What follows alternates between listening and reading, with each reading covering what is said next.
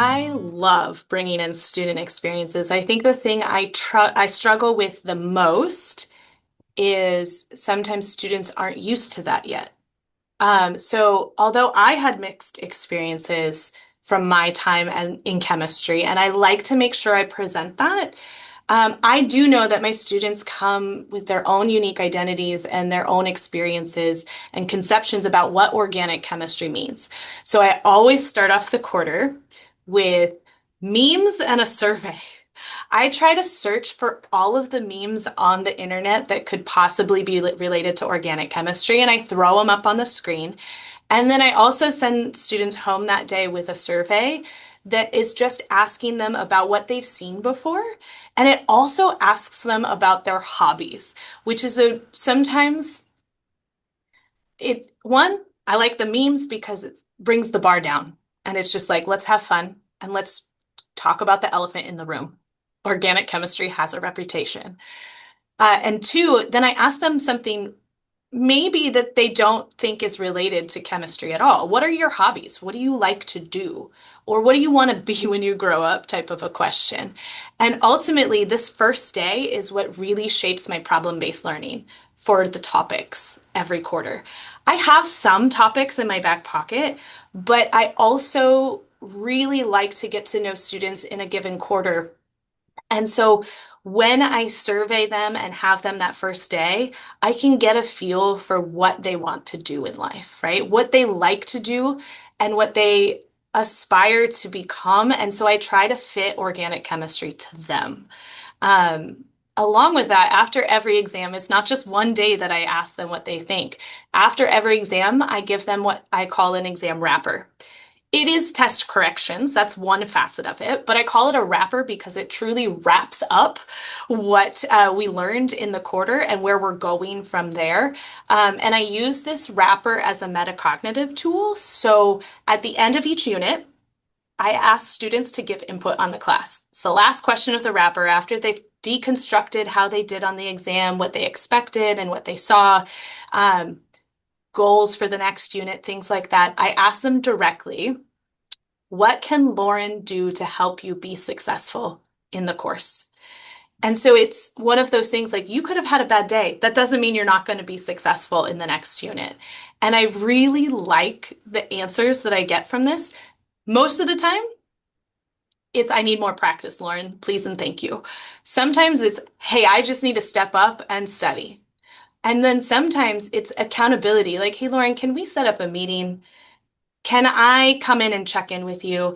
And it's a way to really, especially for a big class, gives me this opportunity to individually start talking to students that might have been reserved. And maybe they didn't want to explain anything on that first day. And then they took the first exam and they're like, oh, maybe I don't fit here. But this question is like, yes, you do fit here. Tell me what we can do.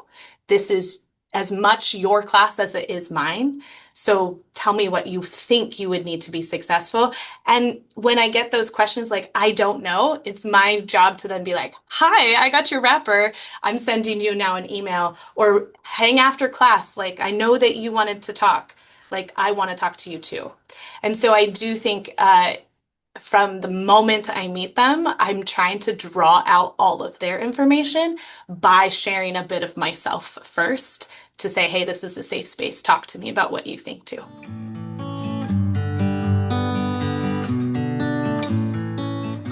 I think when I design my class, I always start off with the biggest aspect that I want them to do is communicate with me. The best bit of information that I've ever received or the noticings that I make in class is when students talk to each other, to me, even when they're just like whispering or mouthing it out. I accept all forms of communication. Sometimes we even use ABCD cards, or if they didn't bring their card, we do sign language and we are able to communicate.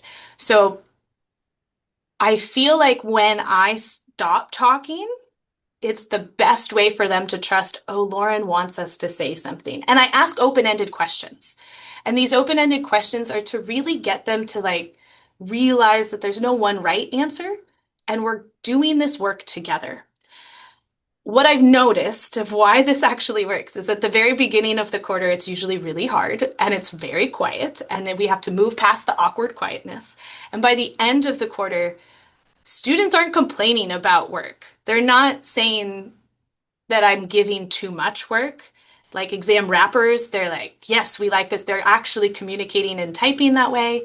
Even in past quarter, like the end of quarter evaluations, I never hear that there's too much busy work. And so that's one way that I'm like, okay, what we're putting out there is good. And then by what I see just qualitatively in my own experience is they talk so much by the end of the quarter. It's in class, it's after class, it's via email, they're coming to office hours. They talk to me, they talk to each other. I feel like the class is not a set of individual people by that point, it's a community. And we've set up this environment to be a valuable community of learners that take chances and make mistakes and they get messy with it because they know that it's safe. And it's this agency-centered approach that allows them, I think, to feel that safety.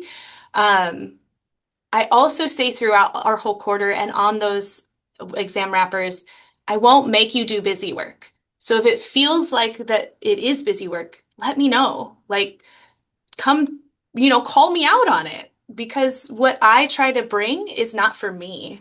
It's for all of us. But I think the classroom environment really allows them to see that I value them as people and as students and learners, and ultimately the humans that they are wanting to become on this journey with me. So I always look for that communication. If they're not talking, they're not buying it, right? And if they're thinking that this is busy work, they're not buying it. And so it's these multiple check-ins that allow me to see that they're trusting this work and that they're embracing it.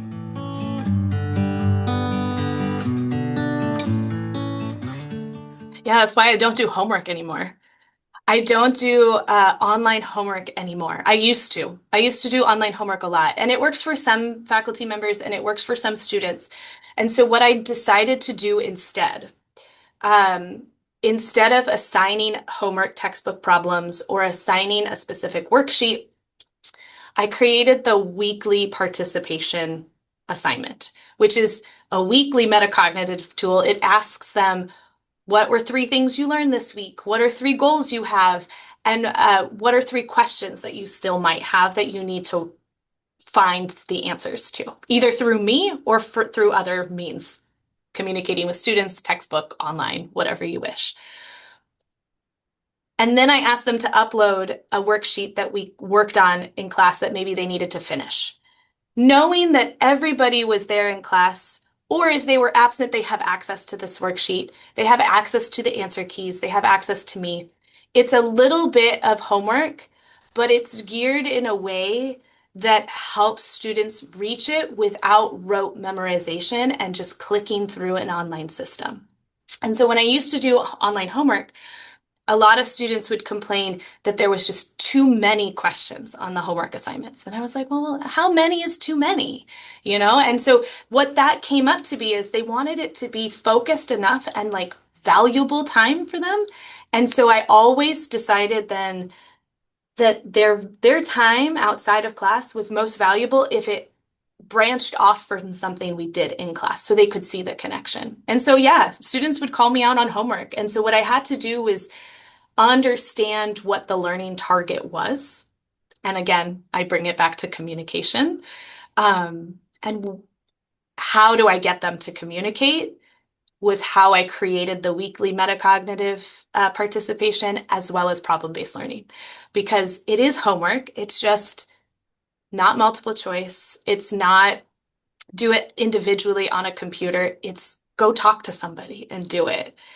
That communication, again, is the learning target. And so if they're getting that, I feel like they understand it's not going to be this busy work that they perceived it to be.